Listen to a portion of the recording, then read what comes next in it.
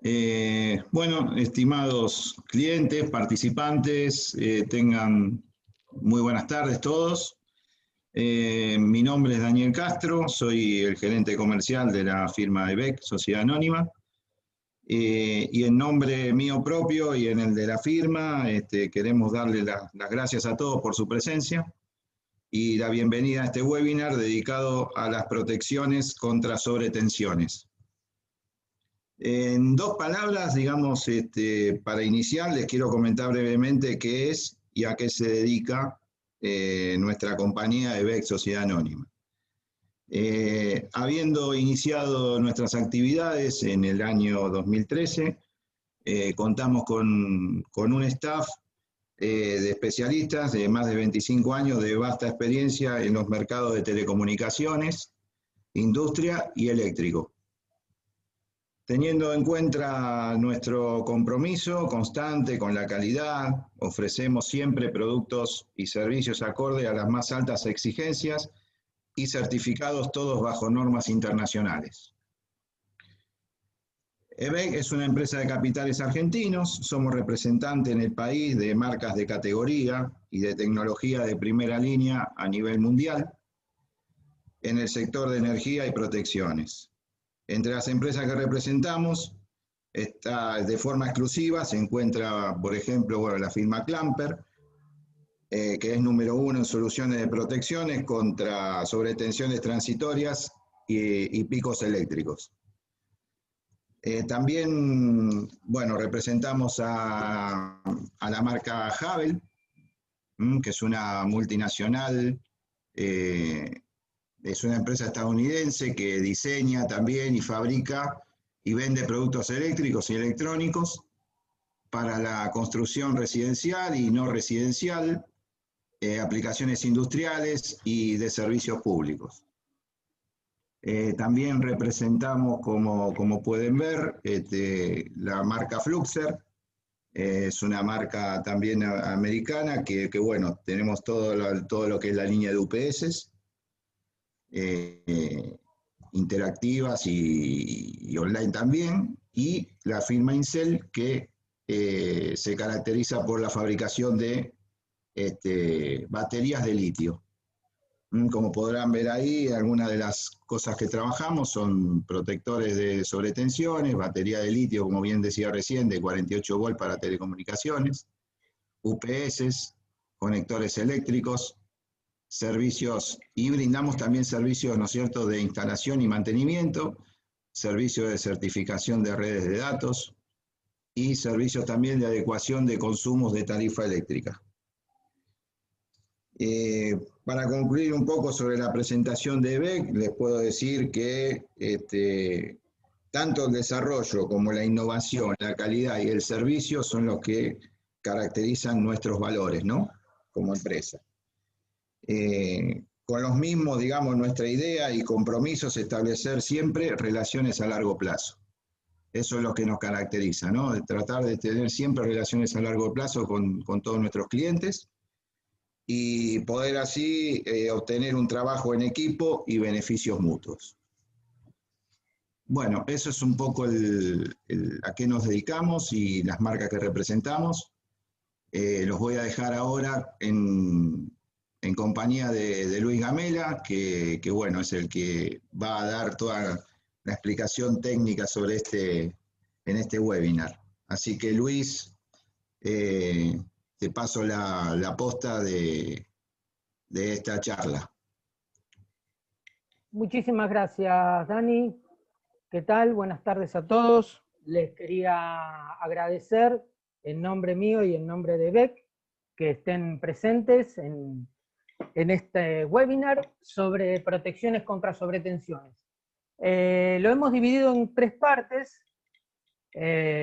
Para explicar más o menos el funcionamiento nos vamos a dedicar no tan pesado a lo que es, en la primera parte, lo que es una sobretensión. Después vamos a hablar propiamente dicho de DPS, o sea, dispositivos para protección contra sobretensiones. Y por último vamos a apuntarnos a lo que son las aplicaciones fotovoltaicas. ¿Por qué fotovoltaicas principalmente? porque podemos demostrar la utilización de los DPS, tanto para sistemas continuos, alternos, cuando hay bancos de baterías, y podemos abarcar muchas aplicaciones en una sola. Así que empecemos con la primera parte, así no perdemos tanto tiempo. Vamos a empezar con qué es una sobretensión, cómo ocurre, normativa internacional y nacional. Bueno, una sobretensión. Básicamente una sobretensión es algo que está por arriba del voltaje normal de funcionamiento de cualquier equipo. Generalmente se dividen en dos grandes grupos, los que son las transitorias, las denominadas también como picos eléctricos, se presentan en alta energía en muy corto tiempo, y las permanentes, que son de baja energía con varios segundos de duración. Los dispositivos, los DPS, trabajan básicamente sobre tensiones transitorias. No son válidos, o sea, no sirven para protegerse contra sobretensiones permanentes. Luego, la clasificación y características de las sobretensiones transitorias. Generalmente son las producidas por rayos, y esto a su vez se dividen en descargas directas e indirectas, las producidas por maniobras de la distribuidora. Esto principalmente se presenta cuando son seccionadoras de media tensión o baja tensión o aparamenta electromecánica, y las producidas por maquinaria industriales, también desde el punto de vista de maquinaria que maneja sobreconmutación. En el gráfico podemos ver lo que es una sobretensión transitoria, que es el pico, que sería este, y después lo que es una sobretensión permanente. Bien. Las sobretensiones producidas por rayos tienen la característica de tener una elevada corriente y energía, una elevada aleatoriedad, pueden ingresar por la línea o inducidas en el cableado, y solo se estudian mediante estadística y probabilidades. ¿Por qué elevada aleatoriedad? O sea, lo que tiene elevada corriente y energía, eso lo tenemos más que claro. ¿Por qué elevada aleatoriedad? Porque lamentablemente nunca vamos a poder determinar con exactitud dónde va a caer un rayo. Esto nos genera un gran inconveniente, y es por eso que las caídas de rayo o las características de rayo se pueden estudiar mediante estadísticas y probabilidades. Ahora bien, el rayo puede producir dos tipos de descargas, lo que son las directas y las indirectas. Cuando la descarga es directa, cae generalmente sobre una línea que puede ser de media tensión, baja tensión, y las inducidas en el cableado son las que se generan cuando el rayo cae a tierra. Esto nos ha llevado a realizar lo que se llaman mapas ceráunicos, que tienen que ver con la cantidad de tormentas al año, tormentas eléctricas, y las probabilidades de caída de rayos. Ahí tenemos dos mapas, uno que es a nivel mundial y uno que básicamente es sobre la República Argentina. Como vemos, lo rojo son los días en que nosotros tenemos mayor cantidad de probabilidad de caídas de rayo gracias a la generación de tormentas eléctricas. Vuelvo a decir, estos estudios, estos mapas, se han hecho en base a estudios estadísticos y de probabilidades. Nos muestran una pantalla de cómo es la región, y en base a eso podemos decir qué tipo de protección podemos colocar y si es necesario colocarla sí o no. Lo más recomendable, tanto por normativa, que después los vamos a ver, pero por normativa internacional y nacional, dentro del mapa lo que está considerado en rojo se considera como obligatoriedad para el uso de DPS. Bueno, como les decía anteriormente, tenemos descargas directas y descargas indirectas. Principalmente la diferencia es que las descargas directas pueden caer en el cableado aéreo de media tensión o baja tensión, y en el pararrayos. y las descargas indirectas es cuando caen en el terreno.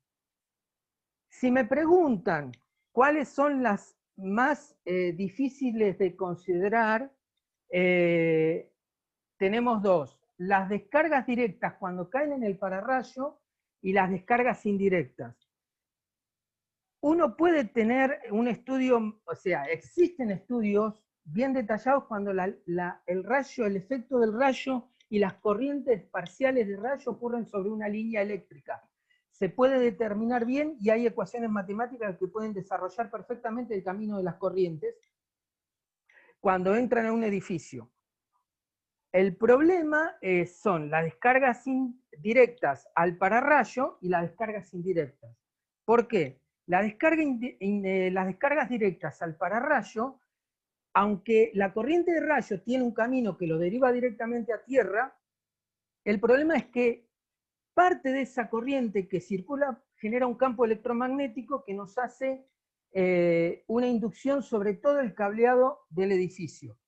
Tanto sea si es cableado eléctrico, si es cableado de tierra, si es cableado de telecomunicaciones, de señalización, absolutamente de todo el cableado.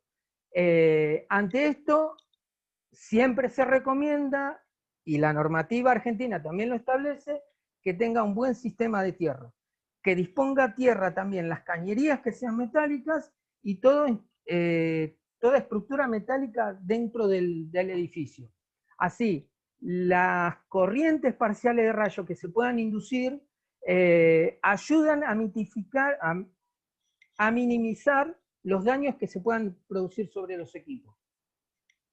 Con respecto a las descargas indirectas, son las que ocurren a cierta distancia en el suelo y se da el mismo caso que ocurre cuando el rayo cae sobre el pararrayo. ¿Qué significa? Parte de la energía de ese rayo se disuelve en la tierra, por así decirlo, pero la otra parte se genera como un pulso electromagnético. Ese pulso electromagnético viaja a través de la tierra y si llega a algún edificio, a alguna torre, a algún transformador inclusive enterrado, puede generar corrientes inducidas. La corriente inducida por sí va a tender a ir a tierra nuevamente. Por lo tanto, si tenemos un rayo que cae a 100 metros y nos genera el pulso electromagnético, al inducirlo sobre el cableado del edificio, automáticamente va a intentar ir hacia tierra generando un pico eléctrico. Por lo tanto, es necesario que nosotros tengamos nuevamente un buen sistema de tierra y que toda la estructura metálica del edificio puedan desviarlo a tierra, a esas corrientes parciales. Bueno, después tenemos las sobretensiones producidas por maniobra de la distribuidora y máquinas industriales. Pueden ser transitorias o permanentes. ¿Por qué transitorias? Bueno, justamente por las maniobras de seccionamiento o aparamiento electromecánica. Permanentes, en nuestro caso, o sea, en el caso argentino, al tener un esquema de tierra TT, implica que al producirse una desconexión de neutro del lado de generación o del lado de transformación, se produce un desbalanceo entre las tres fases restantes. Eso genera sobretensiones permanentes, o sea, una de las fases salta a 380 y el resto de las fases baja por debajo de 220, eso es para mantener el balanceo de carga.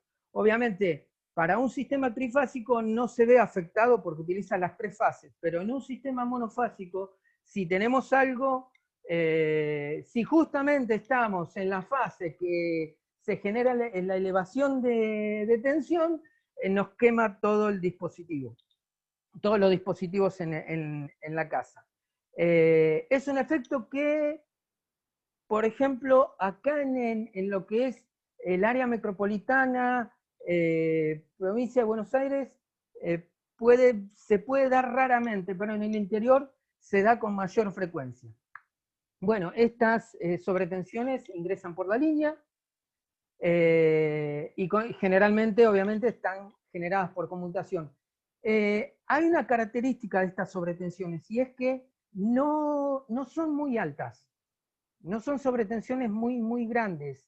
Si uno las analiza con un osciloscopio, son pequeñas en comparación con un pico de una caída de rayo. Pero el problema es que son continuas. Funcionan con una frecuencia muy elevada y eso hace que a la larga los DPS que tengan equipos electrónicos se desgasten y lleguen al fin de su vida útil y a la larga produciendo la falla del equipo electrónico. Todo lo anterior, todos los estudios anteriores que se hicieron sobre tensiones, nos da lo que es la normativa internacional. Principalmente la IEC, que es la normativa europea, básicamente tiene normativas sobre todo, desde dispositivos en corriente alterna, corriente continua, cómo es el método de testeo, cómo se debe testear si es un dispositivo para tablero eléctrico, si es un dispositivo para señalización y telecomunicaciones, tiene para requisitos de instalaciones en sistemas fotovoltaicos, tiene informes técnicos de cómo se colocan los DPS dentro de instalaciones con corriente continua. Después tenemos la IEE, que es norteamericana, y también nos establece cómo son el chequeo, el testeo de los DPS, en dónde usarlos, de qué manera. La IEC y la IEC, aparte, tiene estudios realizados y lo ha planteado en la 62305 sobre protección contra rayos. Y por último tenemos la UL 1449, que es norteamericana, que también tiene su normativa y a su vez es un ente certificador. O sea, la UL produce, aparte de realizar la normativa, la certifica. Actualmente en la versión, en la tercera edición y en la cuarta también, la UL ha tomado muchísimos parámetros y muchos puntos del IEC, tanto 61643 como de la 62305, así que es prácticamente una única norma. Con respecto a la normativa nacional, nosotros tenemos a la Asociación Electrotécnica Argentina, tenemos la 90-364, que es una copia de la 62-364 o 61-364, básicamente tiene las mismas partes y las mismas secciones, tiene la EA 90-364, parte 7, sección 712 sobre paneles solares, tiene también sobre líneas aéreas, la 92-305, que es para protección contra rayos, que es la copia de la 60-305 de la IEC. Estas regulaciones más pasaron a ser normativas dentro de lo que es la Ley de Seguridad e Higiene en el Trabajo, que es ley nacional, en base a unos decretos que establecen la validez de estas recomendaciones como normativa. Bueno, vamos a empezar con la segunda parte. ¿Hasta ahora está todo bien? ¿Me escuchan? Luis, sí, te escuchamos perfecto. Acá tenemos una pregunta de Juan Manuel Roldán. Pregunta si en las torres de alta tensión ocurre lo mismo o el problema está en baja tensión y media tensión. Tengo entendido que esta pregunta la hizo cuando estabas mencionando sobre las descargas directas o indirectas. Claro, bueno, en las torres de alta tensión ocurre lo mismo. El asunto es que las torres de alta tensión tienen lo que se llama cable de guarda. En realidad la normativa internacional establece que cualquier cable aéreo tiene que tener un cable de guarda. Ese cable de guarda está por arriba de los cables que llevan tensión y está conectado a tierra. Supuestamente, y por estudios estadísticos, y discúlpenme si digo mucho por estadística, porque lamentablemente los estudios se basan en estadística de caídas de rayos, y es muy raro los estudios que se hacen en un laboratorio. El rayo tiende a caer sobre el cable de guarda y automáticamente es enviado hacia tierra a través de las torres de metal. Y muy poca corriente de ese rayo es la que se induce sobre los cables de tensión. A su vez, los cables de tensión tienen protecciones, o tienen DPS para alta tensión, y parte de esa corriente también es derivada por los DPS.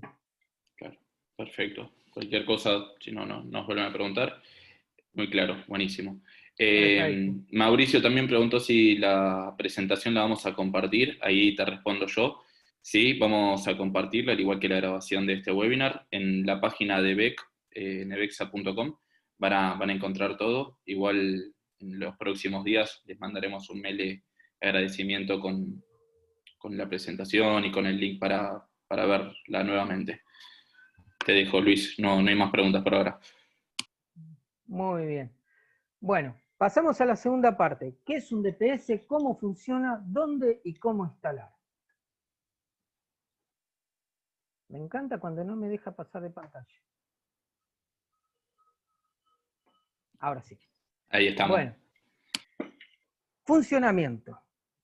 Básicamente, el DPS lo que hace es enviar la corriente y la energía del pico a tierra. Como ven en el grafiquito, que lo explica bastante bien, cuando entra el pico por los dos cables, como los DPS tienen que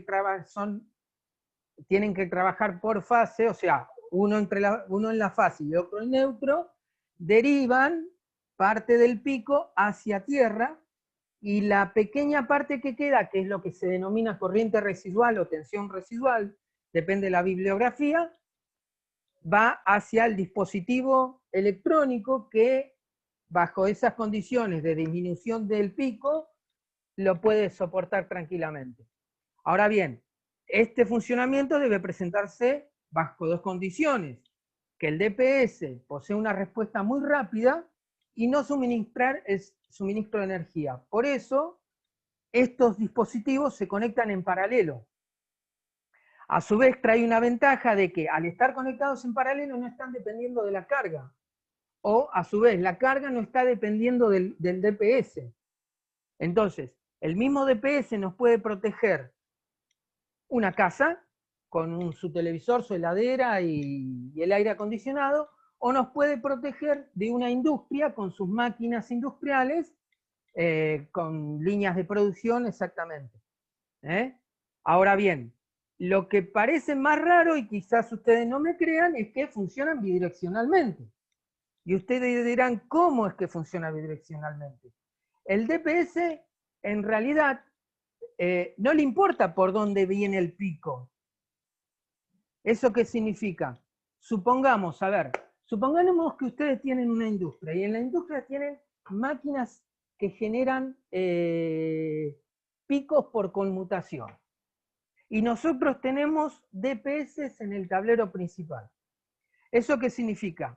El DPS los va a proteger tanto de los picos que vengan de afuera, o de los picos que salgan de adentro hacia afuera, porque la tarea principal del DPS es derivar esos picos a tierra. Entonces no le importa por dónde vengan. En esto tenemos una ventaja. Es sabido, no sé si acá se realiza, espero que ustedes sepan corregirme, que generalmente las distribuidoras miden la calidad de cómo es la energía, o dentro de una zona o una región o de un barrio donde hay industria pesada. ¿Por qué? Porque saben que esa industria pesada puede inyectar a la línea ciertos armónicos, interferencia, entre ellos picos. Y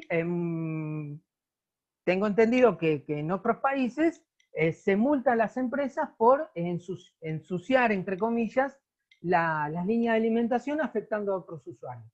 Bueno, con esta capacidad que tiene el DPS de ser bidireccionalmente, nosotros estamos eliminando que la industria inyecte sobre la línea picos que alteren el funcionamiento de otros dispositivos. Amén, obviamente, de que la industria se protege contra picos externos. Bueno. Los tipos. No muchos vemos dentro de los equipos electrodomésticos en las etiquetas, van a ver un nivel de protección. No recuerdo si está así, sé que es una U sub P, que eso es el nivel de tolerancia a los picos eléctricos. Eso está determinado dentro de la IEC, esas tres normativas que vemos ahí, y en base a eso se agruparon los DPS en tres grupos. DPS del tipo 1, DPS del tipo 2 y DPS del tipo 3. Ahora bien, ¿cómo están hechos esos DPS? O sea, la tecnología que tiene cada tipo. El tipo 1 son DPS capaces de soportar impacto directo de rayos, y son en base a descargadores gaseosos. Básicamente un descargador gaseoso es una burbuja, es una burbujita de cristal con un gas inerte interno. Y ese es el que produce la descarga a tierra.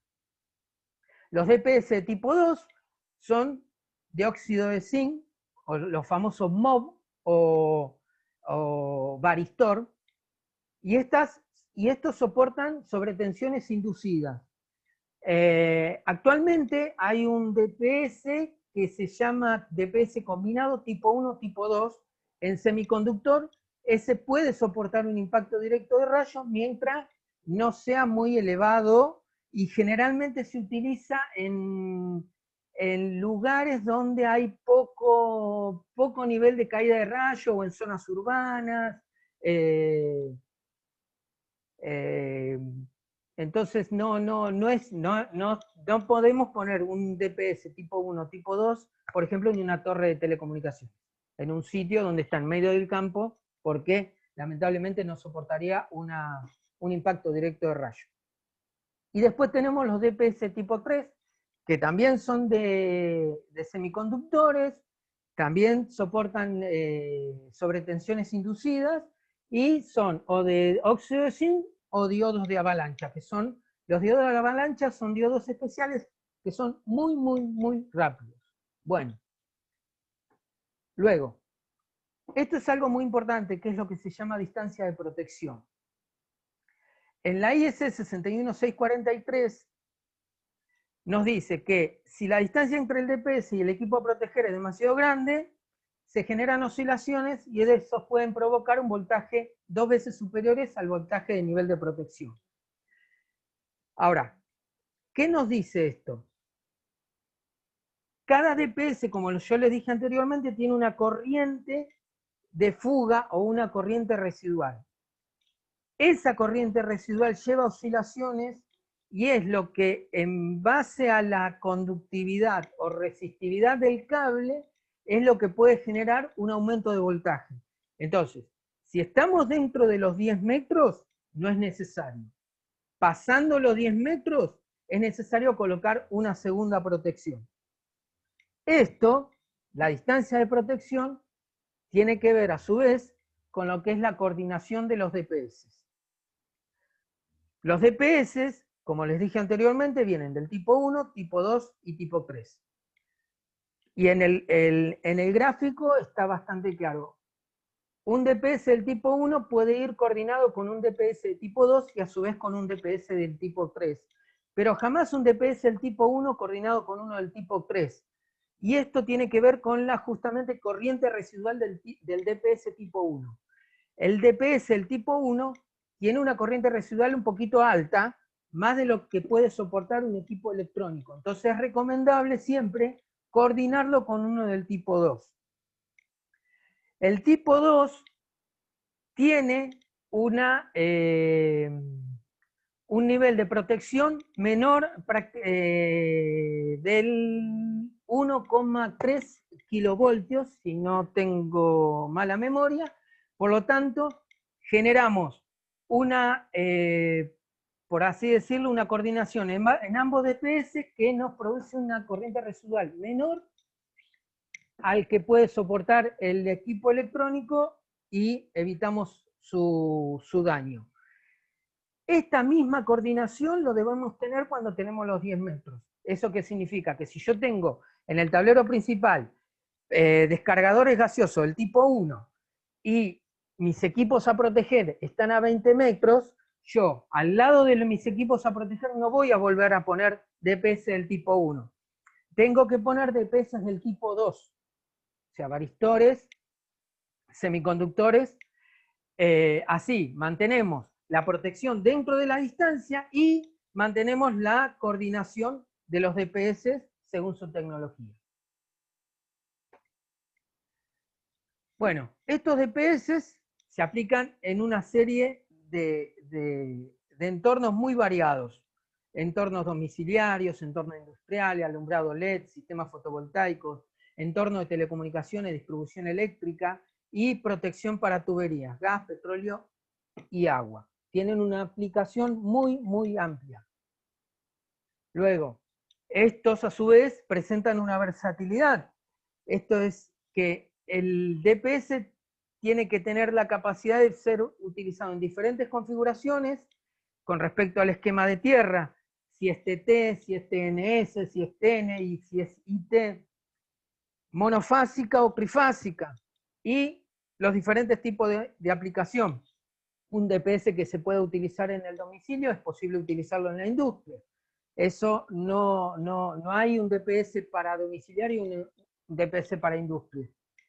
Esa es la ventaja de un DPS.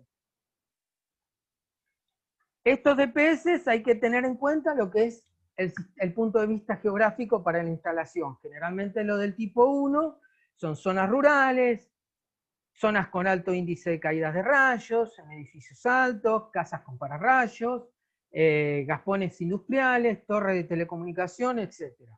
Lo del tipo 2, zonas urbanas, suburbanas, generalmente poseen un bajo índice de caídas de rayos, edificios bajos y casas, zona de baja densidad industrial. Y lo del tipo 3, que nunca se colocan solo, como se dijo anteriormente, siempre deben coordinarse con otro DPS. O sea, se puede colocar cuando se tiene un DPS del tipo 2. Nunca con un del tipo 1 porque lamentablemente vamos a quemar el DPS y no nos va a ayudar en nada. ¿Dónde instalar los DPS desde el punto de vista eléctrico? O sea, del lugar. Un DPS del tipo 1 va en tableros principales, del tipo 2, tableros secundarios, y del tipo 3 es cercano al equipo al proteger. Generalmente esos tipos vienen en forma de zapatillas.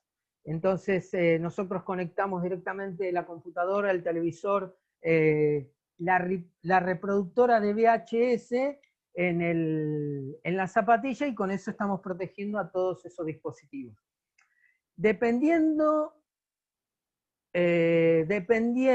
de la zona geográfica y del DPS, es muy factible que en una zona suburbana con casas bajas o casas rodeados de edificios altos, es muy posible que en vez de colocar el DPS del tipo 1 en un tablero secundario, se pueda colocar una solución combinada del tipo 1-2, ya que no es necesario, no se justifica colocar un descargador de gas cuando estamos rodeados de edificios altos, todos con pararrayos y con las probabilidades muy bajas de que a nosotros nos golpee un rayo. Es preferible protegerse contra las corrientes inductivas, que sí van a ser peligrosas, porque el rayo que caiga por uno de los pararrayos de los edificios va a generar una corriente, un campo magnético que va a inducir corrientes parciales. Entonces es recomendable más protegerse contra descargas inducidas, sobretensiones inducidas, que sobretensiones directas por caída de rayos. Costo-beneficio colocar un DPS. Dos básicamente muy sencillas. El DPS está diseñado para proteger equipos eléctricos y electrónicos. O sea, olvídense que esto lo va a proteger contra una descarga a ustedes. Está diseñado para proteger equipos eléctricos y electrónicos. Por lo tanto, el DPS, el costo es muy inferior al costo del equipo. Y convengamos que un DPS que te proteja una casa o el mismo te proteja una industria, siempre, siempre, siempre va a ser un beneficio la utilización de DPS. Una por el costo, otra es la larga vida útil, que eso luego lo vamos a ver un poquito más en profundidad. Y esa vida útil nos asegura una amortización de la inversión que hicimos en el DPS.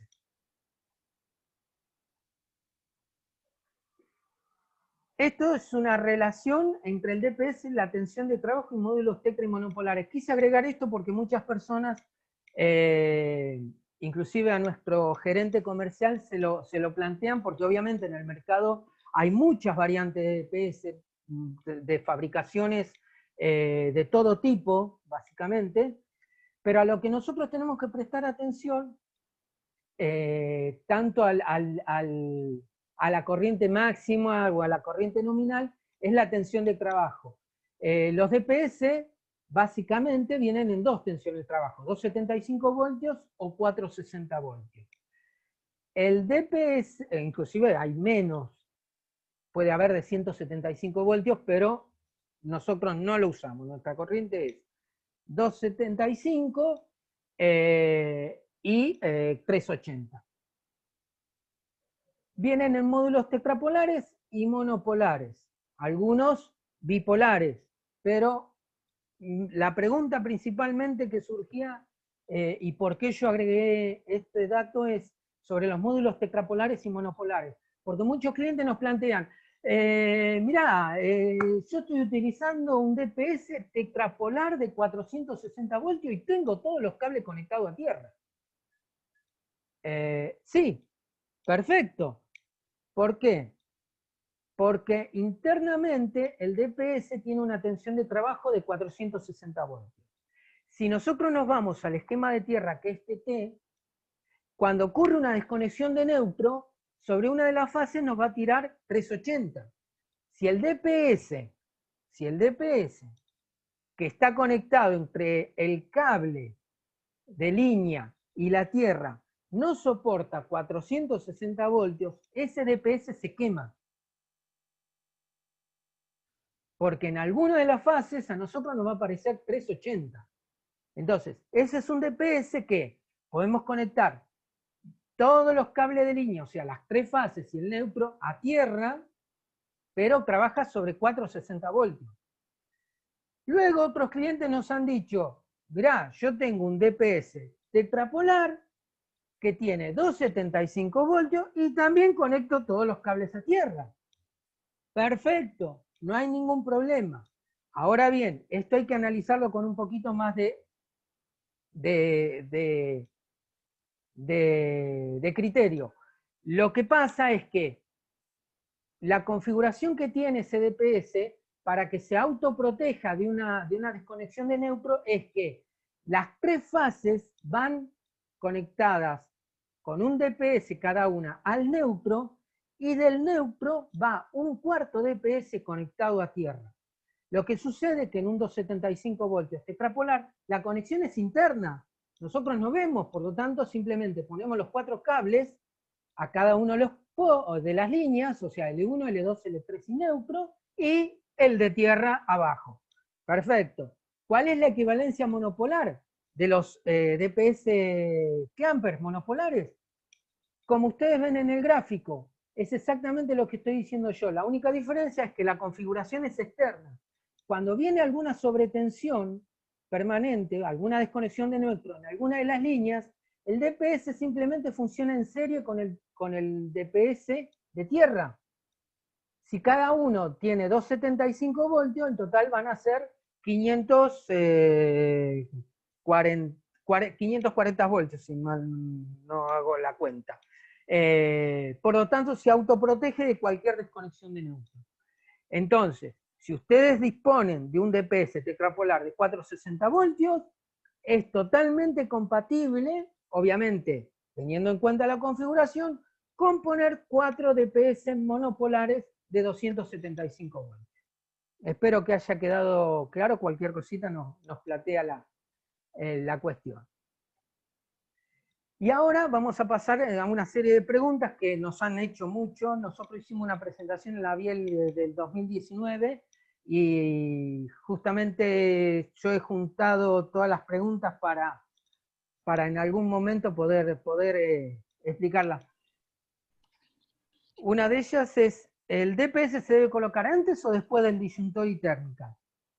En realidad, por normativa europea, se coloca antes del disyuntor y la térmica.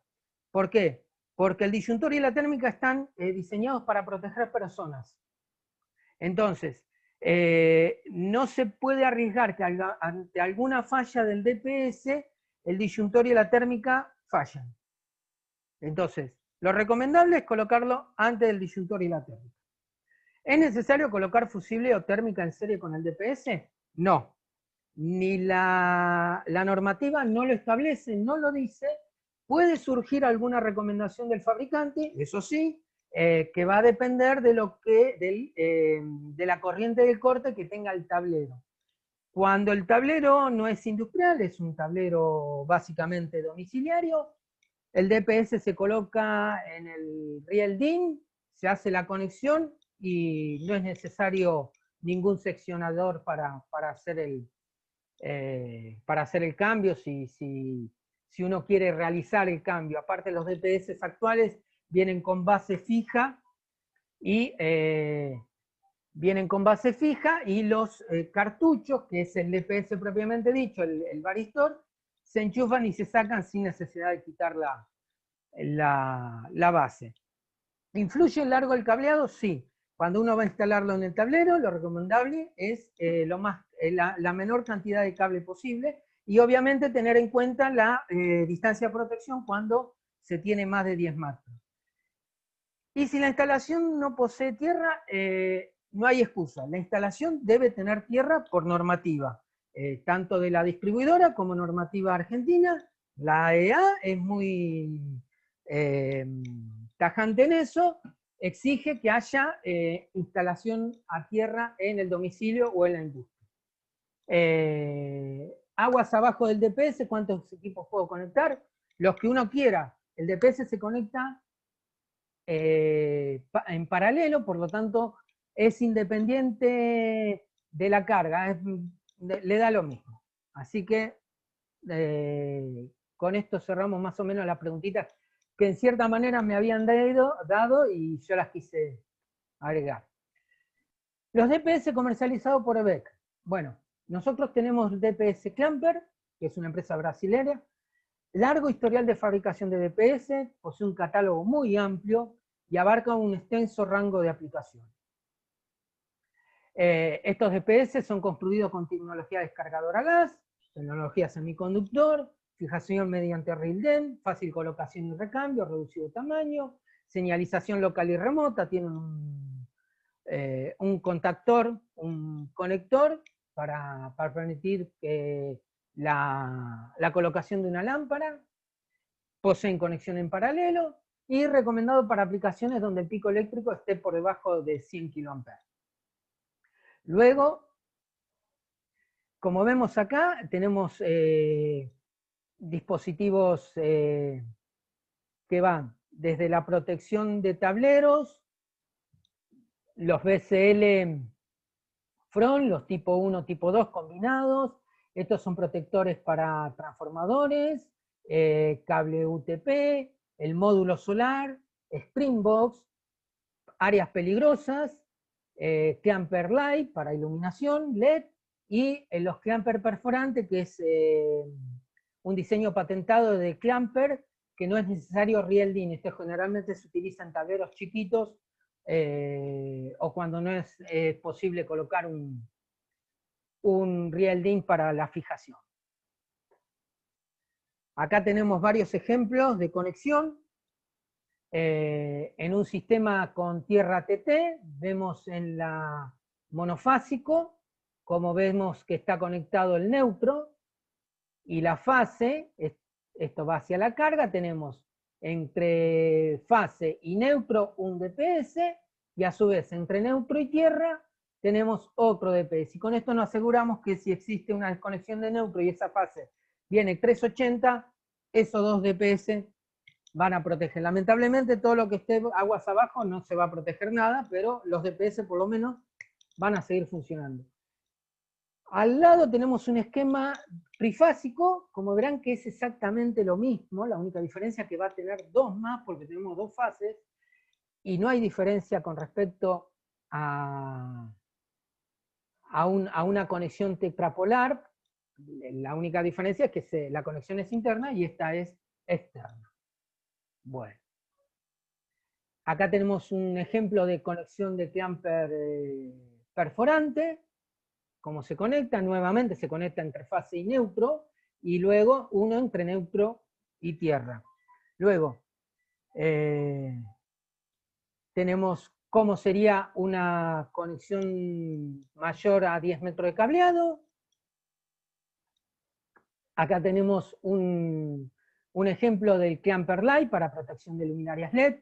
Tenemos tanto la conexión en serie como la conexión en paralelo, y un pequeño ejemplo de cómo estaría conectado un Screenbox con módulos solares. Vemos el Screenbox, que es una caja de conexión, básicamente, con una llave seccionadora, el módulo solar, y del lado de alterna tendríamos los Clamper Front, que, como verán, está conectado entre fase neutro, fase tierra, neutro, tierra. ¿Por qué? Porque este es un sistema off-grid. Si estuviera un sistema on-grid, ya estamos previendo el peligro de recibir una desconexión de neutro desde el otro lado. Entonces, nos tenemos que asegurar que los DPS no se dañen. Bueno, ¿alguna pregunta, alguna consulta que quieran hacer? Luis, sí, mira, hay algunas preguntas, pero si te parece, para no atrasar el tema del horario, si continuamos, ya que acá están preguntando por la parte fotovoltaica, si continuamos con la parte fotovoltaica y después quienes puedan quedarse un rato más, respondemos directamente todas las preguntas al final, si te parece así seguimos. Perfecto, perfecto. No te olvides, Juan, ya que vos sos nuestro gerente marketinero, de decirles que podríamos hacer una repetición Sí, obvio, más obvio. adelante Después, para... al final vemos si quieren, después al final lo charlamos para algún tema en particular, alguna protección en particular para profundizar sobre ese tema. Perfecto, Pero entonces arranquemos con lo más dale. jugoso, entonces, que son aplicaciones fotovoltaicas, dónde y cómo instalar.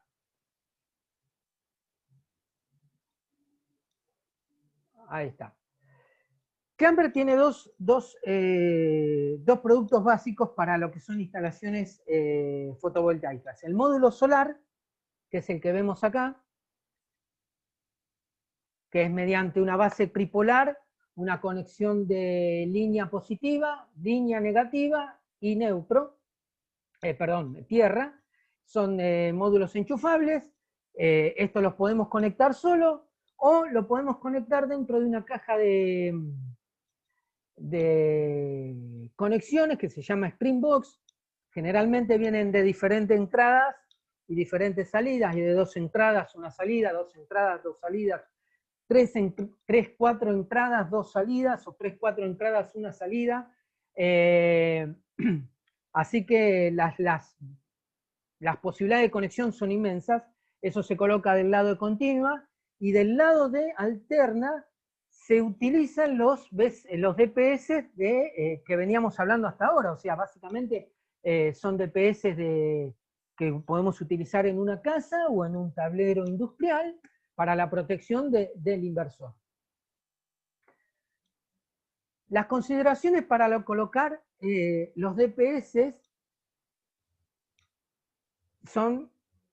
las principales son estas, porque va a depender de la configuración del proyecto para que nosotros podamos determinar dónde colocar los DPS para protegerlo. Entonces tenemos la distancia del cableado, si el sistema es off-grid o on-grid, si es monofásico o trifásico del lado de alterna, si posee pararrayos o no, si se posee sistema de monitoreo, si posee banco de batería.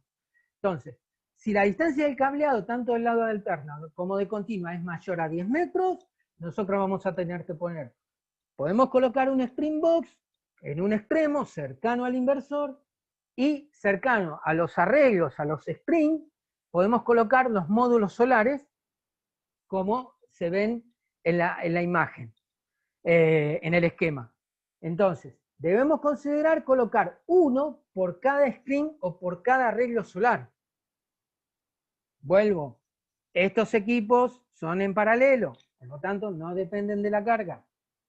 Luego, podemos usar un string box de las entradas necesarias según el proyecto, y en cada entrada se debe colocar en el otro punto un módulo solar. Ahora bien, del lado de alterna, nuevamente, si el sistema es off-grid, no es necesario colocarlos entre serie a los protectores de alterna. Con solo colocarlos cada una de las líneas a tierra, estamos protegidos. Se sobreentiende que para estos casos es cuando una instalación es propia. Nosotros no vamos a asegurar tanto de que si el inversor está muy alejado de la carga, de poner una protección cercana al inversor y otra protección al lado de nuestro televisor, nuestra heladera, nuestra casa prácticamente. Cuando se instalan para otras personas, para otros clientes, es muy factible que pueda ser que el cliente dice, no quiero proteger mi casa, quiero proteger el sistema fotovoltaico. Entonces, asegúrate de proteger el fotovoltaico. Eso es perfecto. Eso ya es una decisión del cliente, colocar la protección si está la carga a más de 10 metros. Cuando el sistema es off-grid o on-grid, si es off-grid, nuevamente va un DPS conectado a tierra, sin ningún problema. Cuando el sistema es on-grid, o sea que está conectado a la red a través de un medidor bidireccional, la protección, la configuración ya cambia, porque supuestamente tenemos que protegernos contra las desconexiones de neutro que puedan surgir del lado de la red. Y el DPS se conecta entre la fase y el neutro, y entre neutro y tierra. Si es monofásico o trifásico, del lado de alterna, nuevamente vamos a tener que necesitar un DPS para cada fase, y uno para neutro y tierra, si es on-grid. Si es off-grid, los 4 DPS pueden ir perfectamente a tierra. Si posee pararrayos o no. Es recomendable que posea pararrayos. Como primera medida, como segunda medida, tener ese pararrayo perfectamente separado de lo que es la instalación fotovoltaica. Si tiene soportes, los soportes deben estar conectados a tierra, el sistema de pararrayos tiene que estar también conectado al mismo sistema de tierra, que esté bien afianzado, y mantener una distancia de separación. La normativa dice que no es recomendable que sea menor a 1 metro.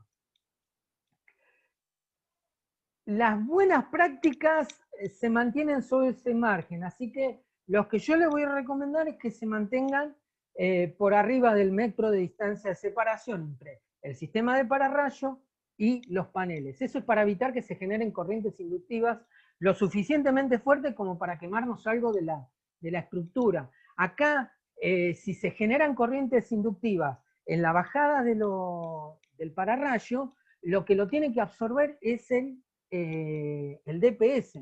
No tiene que buscar otro camino a través de los paneles solares para ir a tierra. Espero que haya quedado clarito. Igual después en las conclusiones lo vuelvo a repetir con una recomendación.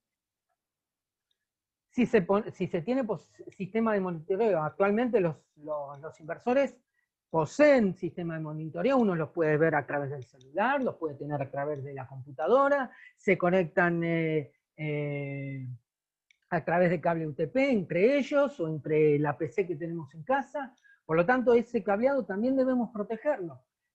Clamper tiene dispositivos para proteger sistemas de monitoreo, de señalización y telecomunicaciones, como ser la serie 800 UTP, la serie 900, la serie 900 como sensores de temperatura, o sea, para sensores, la serie 700 para sistemas de automatización. Son DPS que están testeados y probados bajo otra norma, bajo otra normativa que, a pesar de que sea la 61364, es la parte 21, o sea, DPS que se van a colocar para protección de sistemas de señalización y telecomunicaciones. Así que están diseñados especialmente para los sistemas de monitoreo. Luego, si posee banco de baterías, nuevamente, los DPS tienen que ser versátiles, poder tener la posibilidad de ser utilizados en varias configuraciones y posibilidades. El Clamper From, que es un dispositivo, un BSL del tipo 2 para corriente alterna, se puede utilizar en corriente continua de bajo voltaje. Por ejemplo, 48 voltios en un banco de batería. Entonces, si nosotros queremos proteger la instalación solar con un banco de batería, es necesario colocar ese tipo de protección. A su vez, si entre el banco de batería y el inversor, o el cargador, o el regulador, tenemos más de 10 metros, se debe colocar uno del lado del banco de baterías y otro del lado del inversor, regulador o cargador, y se conectan en la modalidad de positivo a tierra, negativo a tierra. Este sería un esquema, no lo miren raro, pero en realidad este es un esquema que está basado en unos inversores híbridos que encontré en internet, que están muy comercializados en Europa. Son los inversores con la letra B corta. He estudiado los manuales y tienen unas posibilidades de conexión impresionante. Acá tenemos 4 inversores.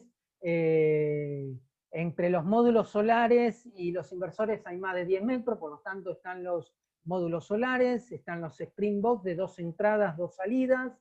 Tienen carga trifásica que está protegida, como es una conexión on-grid, tiene que estar en configuración 3 por fase y uno entre neutro y tierra, o sea, entre fase y neutro y tierra.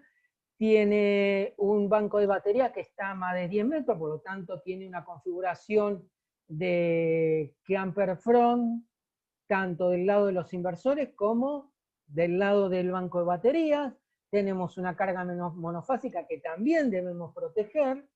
Esto, como está conectado en un sistema on-grid, esa carga monofásica tiene que estar protegida también en la configuración de fase neutro, neutro-tierra. Y quizás este esquema no exista, pero que se puede hacer, se puede hacer.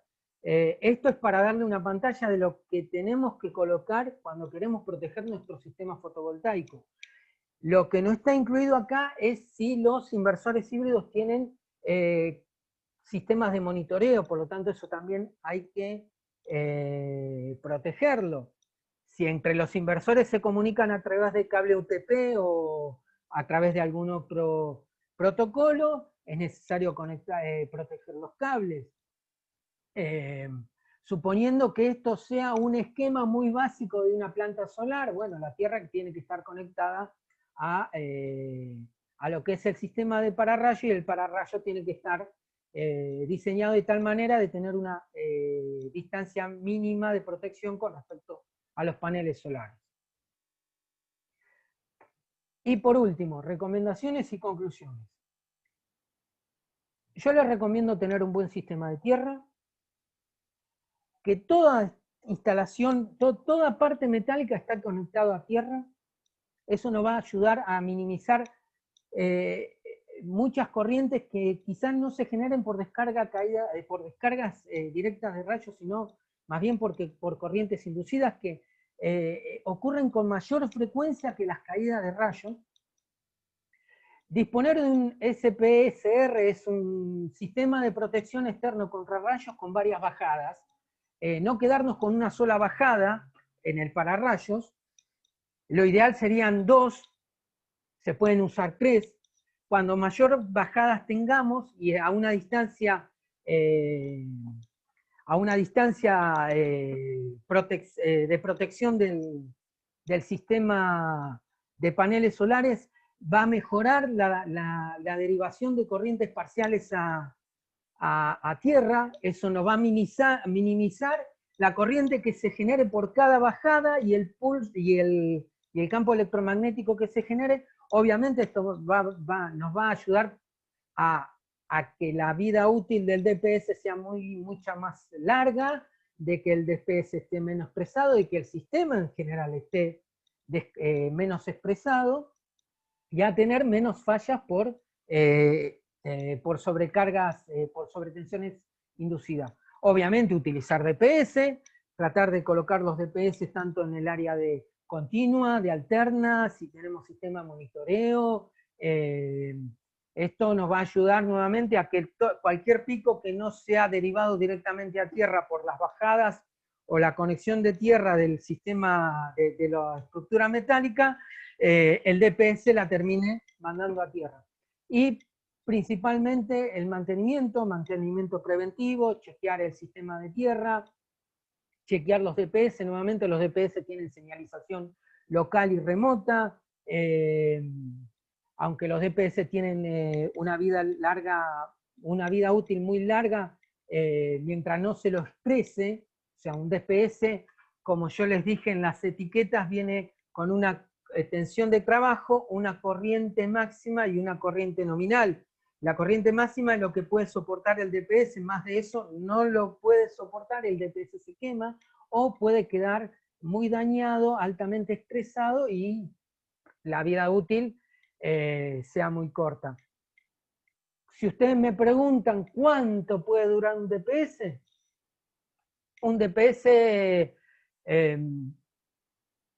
yo he vendido DPS hace 3 años y hasta ahora los clientes, por lo menos ninguno, me ha venido a tocar la puerta. Así que eso es un buen aliciente para comenzar.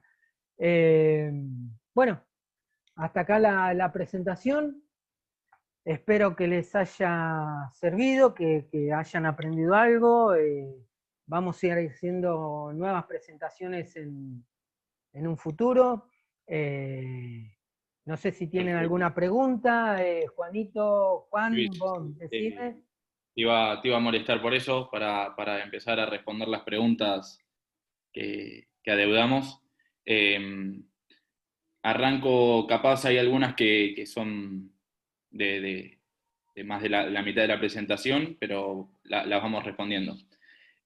Acá José Fernando Celías pregunta: ante la caída de un rayo en un edificio con pararrayos tipo 1, ¿qué probabilidad de recibir un transitorio en una vivienda cercana si esta cuenta con un DPS tipo 2+3?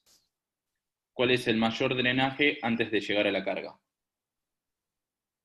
Tendríamos que saber la cantidad de derivaciones de corriente que tenemos, si el pararrayo tiene una sola bajada, y lamentablemente tendríamos que ver a ver de cuánto es la energía de ese rayo. El problema es justamente eso. Para darte una idea, las experimentaciones de la normativa consideran el peor de los casos. El peor de los casos es un rayo de 210 kA. El problema es que no sabés cuándo va a caer un rayo de esas características.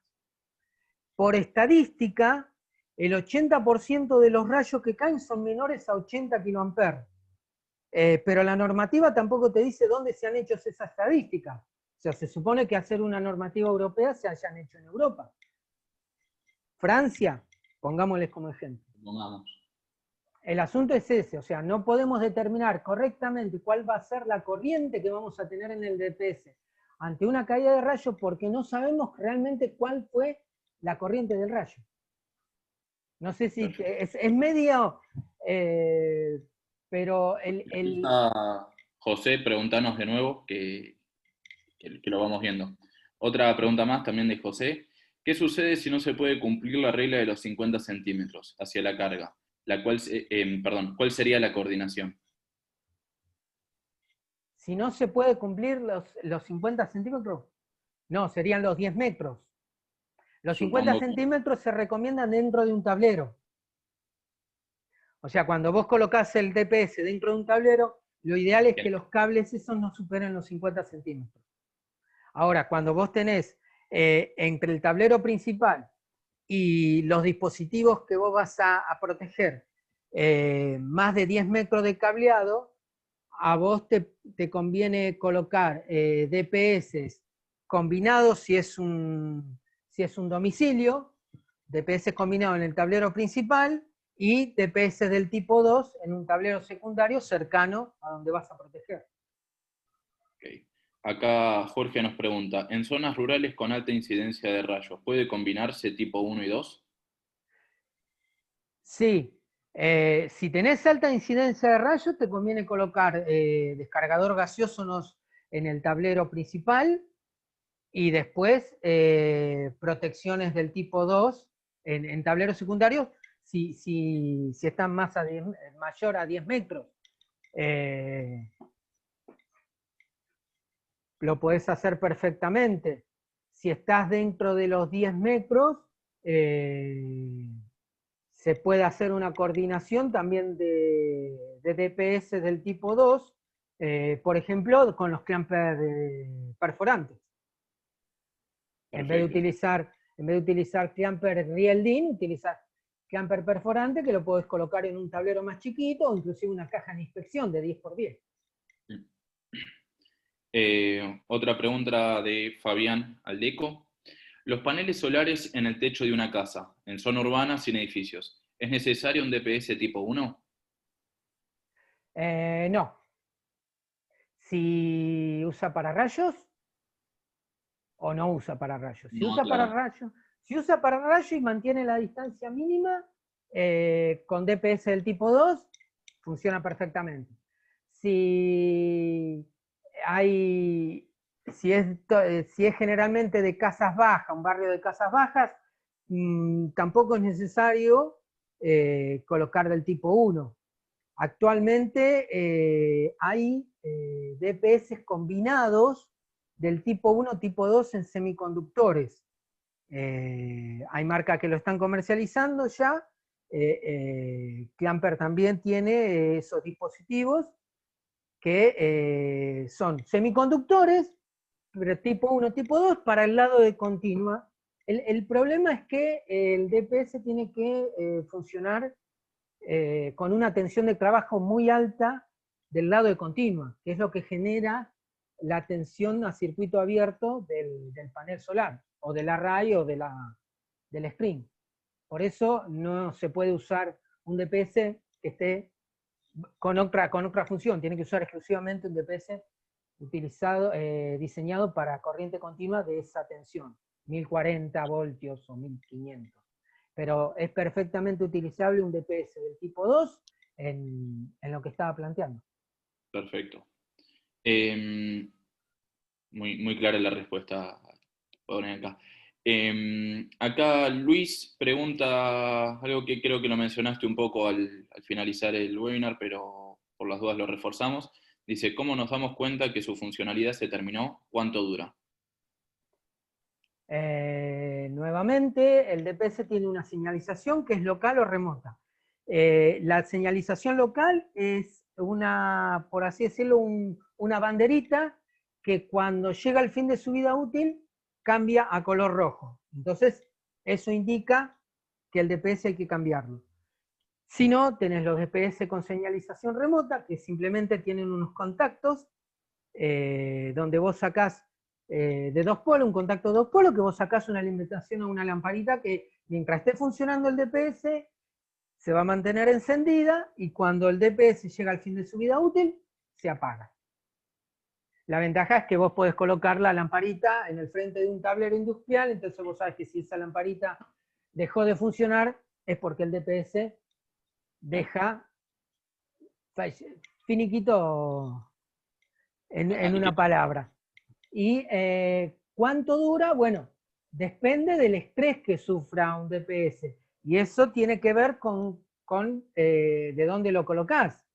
Si vos vas a colocar, tenés una torre de telecomunicaciones, un sitio, con una torre de 10 metros, colocada en una sierra, para no irme a una montaña, en una sierra que a su vez está a 500 metros sobre el nivel del mar, con todo descampado, y algún rayo te va a pegar.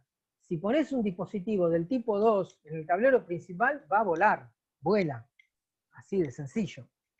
Entonces es necesario colocar un DPS del tipo 1. Para tu casa o para tu industria se tiene que estudiar. Se deben tener en las consideraciones de que, bueno, ¿dónde está? ¿Cuántas casas hay alrededor? ¿Es un barrio de casas bajas? ¿Es un barrio de casas altas? ¿Hay edificios? ¿Hay con pararrayos? Entonces, en base a eso, vos podés deducir que te conviene más colocar un DPS para protegerte contra corrientes sobre tensiones inducidas y no sobre descargas de rayos. Si haces bien la elección, el DPS te puede durar mucho. Excelente. Juan Manuel Roldán pregunta, ¿se utiliza la misma jabalina para tierra de marco de aluminio de módulos PV, estructura soporte, tierra del sistema de alterna y tierra de descarga atmosférica? Sí, tiene que ir todo a la misma tierra. Okay. O sea, va una barra, generalmente hay barras individuales para cada uno de los sectores que van a una barra principal y a su vez esa barra principal va a la jabalina. Perfecto. Pregunta Guillermo, si se corta el neutro de una instalación trifásica desbalanceada del lado del generador, los 380 volts pueden aparecer entre línea y el neutro del lado de la carga. En ese caso, ¿los de 275 se quemarían? No si usás la configuración de fase neutro, o sea, un DPS entre fase y neutro y un DPS entre neutro y tierra. Porque al desconectarse el neutro, o sea, es como si desapareciera el neutro, los dos DPS suman su voltaje, entonces están soportando el doble. O sea, 275 por 2.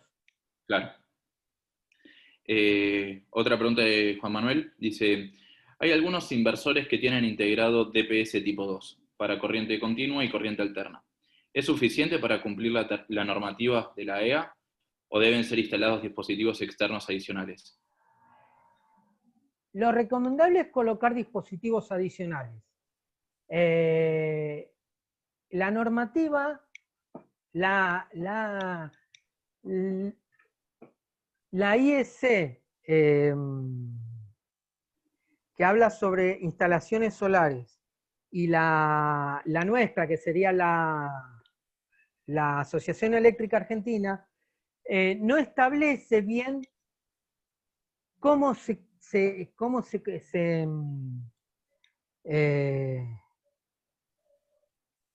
debería colocar los DPS.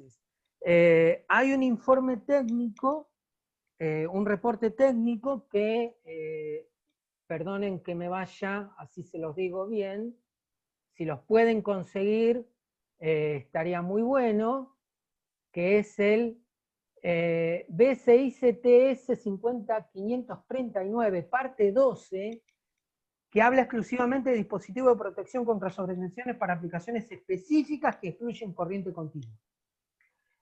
Principio de selección y aplicación. Este informe es mucho más completo que la normativa 712. Entonces, si lo pueden conseguir y pueden leer ahí, es muy detallista y aclara un montón de cosas. con respecto a la instalación de los DPS. No es más, ese informe técnico dice, se recomienda la colocación de DPS independientemente que los dispositivos electrónicos en la instalación fotovoltaica tengan su propia protección. Claro. O sea, vos lo podés colocar o no. La recomendación mía es, sí, se pueden colocar y deberían colocarse. Perfecto.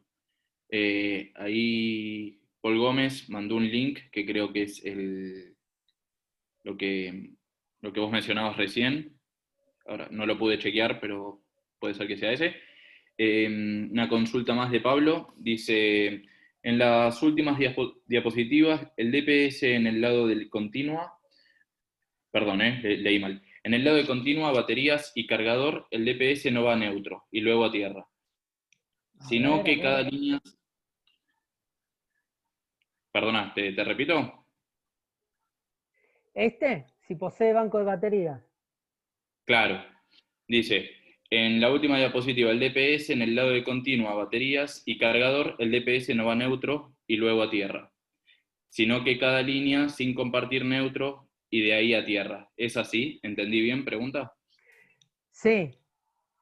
Los DPS en ese caso se conecta cada uno de los polos, porque estamos hablando de ahora estamos hablando de continua, positivo o negativo. Entonces, cada uno de los polos lleva un DPS conectado a tierra. En el ejemplo que yo estoy poniendo, estoy utilizando Clamper-Front, que son los mismos que vos vas a utilizar del lado de alterna en la protección de los inversores. Ahora bien, ese Clamper-Front, si vos tenés la hoja de datos, te va a decir que trabaja sobre una tensión alterna, 275, y puede trabajar sobre una tensión en continua, que creo que no tengo en este momento el dato. Como vos en el banco de batería, a lo sumo, cuanto mucho, vas a tener 48 voltios, y no se te va a generar ninguna rotura de neutro, podés utilizar esos DPS en la conexión neutro a tierra y positivo a tierra. No sé si quedó claro. Creo que sí. Ahí dijo, buenísimo. Sí. Bueno, por ahora no tenemos ninguna pregunta más. Cualquier cosa nos chatean. Mientras aprovecho, a ver, una pregunta más, perdón. Acá Guillermo Guzmán dice, perdón que insista, mi pregunta no fue por si se levanta tu neutro, sino el del generador. La pregunta de Guillermo era la siguiente, te la repito. Si se corta el neutro de una instalación trifásica desbalanceada del lado del generador, los 380 voltios pueden aparecer entre líneas y el neutro del lado de la carga. En este caso, los dos... está. Entendí que venía el desbalanceo El desbalanceo venía del lado... No, claro, del lado de tu neutro no, acá aclara que es del lado del generador. Del lado del generador, o sea, del lado donde están los inversores. Entiendo que sí. A ver.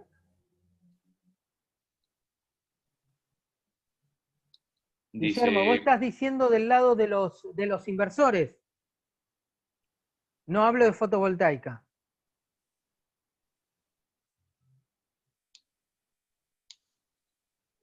Es que si cuando se levanta el neutro del generador, o sea, el generador está generando alta tensión. Entre medio hay sistema de protección de la propia distribuidora o de la transportista de energía eléctrica.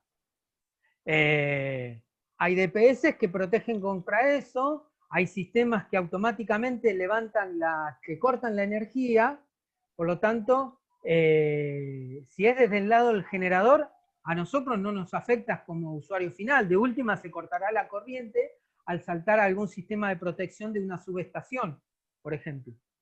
El problema es cuando nosotros tenemos el transformador de la esquina o tenemos la subestación que alimenta nuestro barrio. Si el transformador de la esquina que alimenta nuestra fase o uno de los cables se pierde el neutro, que puede ocurrir y ha ocurrido, una de las casas va a volar, una de las casas va a ligar con los 380. Unas van a tener baja tensión y otras alta tensión, dependiendo de cómo... Bueno, ahí está, ¿ves?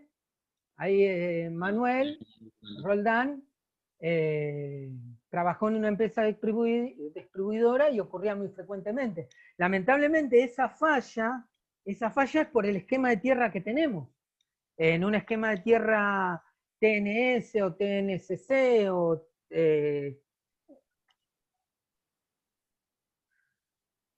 Guillermo no se quemaría si está conectado en la configuración que decimos nosotros, o sea, entre fase neutro y otro entre neutro y tierra. Porque al desaparecer el neutro, la sobretensión permanente está viendo los 2 dps. Entonces no tenés 275, tenés 540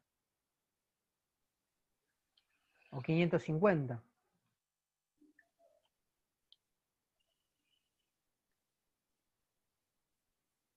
Bueno, mientras aprovecho para comentarles. A ver, espera. Dame un segundo. No, el 275 no se quema. Esperen que les comento esto, así ya después lo charlan. Que en breve recibirán todos los asistentes un mail. Antes que nada, quiero agradecerles por su participación y el tiempo. Van a tener un mail con el link de la página de BEC para volver a ver el webinar en el caso de que estén interesados. Seguramente también en la página encontrarán para descargar el PDF de la presentación y una breve encuesta en la cual ahí va a haber una pregunta de sugerencia de ustedes sobre qué les gustaría que hagamos otro webinar, si de protección de domiciliar y industrial o algo en específico que les pueda llegar a interesar para generarlo y darlo lo antes posible. Reitero, les agradezco a todos su participación y nada, no sé si algo más, Luis, si te estaban agradeciendo. No, gracias a ustedes. Guillermo, seguimos pendiente de ese tema. Mandame un mail a ingenieriaevexa.com y te cuento cómo es el diseño, e inclusive te puedo mandar copia de la normativa con respecto a los sistemas de conexionado en la IEC 61364, parte 12, habla de los sistemas de conexión con los esquemas de tierra y cómo se deben conectar los DPS en ese caso, y con mucho gusto te comparto esa parte para que sepas que los DPS no se queman conectados así. Dale, perfecto. Cualquier consulta de ingeniería, ahí está el mail, ingeniería@evexa, y para consultas comerciales con Daniel, ahí también en comercial@evexa, pueden enviarnos un mail y los vamos a estar respondiendo. Reitero, muchísimas gracias por el tiempo y saludos a todos. Muchas gracias a todos.